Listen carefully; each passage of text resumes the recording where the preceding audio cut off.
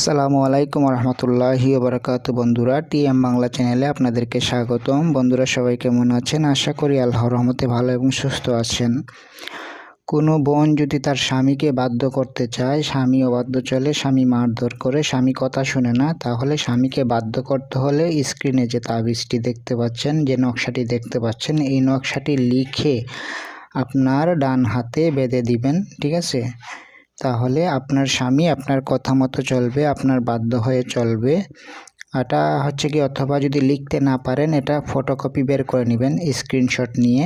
এই ভিডিও থেকে স্ক্রিনশট নিয়ে এটার ফটোকপি বের করে আপনার ডান হাতে ব্যবহার করুন, অথবা লাল কলমের কালি দিয়ে অথবা জাফরানের কালি দিয়ে লিখেও আপনি এটি আপনার ডান হাতে ব্যবহার করলে আপনার স্বামী ইনশাআল্লাহ আপনার বাধ্য হয়ে চলবে। আর তাবিজটি লিখে যদি কাজ করেন, অবশ্যই লেখার আগে পাক পবিত্র হয়ে নেবেন, 3 বার অথবা 7 বার দুরূদ শরীফ পাঠ করে নেবেন। পবিত্রতা অবস্থায় তাবিজটি লিখবেন, লিখে ডান হাতে ব্যবহার করবেন। কয়েকদিন ব্যবহার করে দেখুন, ইনশাআল্লাহ আপনার বাধ্য হবে আপনার স্বামী এবং আপনি কাঙ্ক্ষিত ফলাফল পাবেন, অবশ্যই পাবেন, এটি পরীক্ষিত।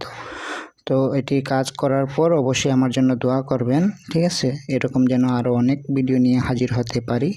আর এটি তাবিজটি লিখতে হবে রবিবার দিন। ঠিক আছে? এটা বলতে ভুলে গেছি, রবিবার দিন লিখবেন এই তাবিজটি, কারণ এটার নিয়ম হচ্ছে গিয়ে যে রবিবারে লেখার এটার নিয়ম। ঠিক আছে?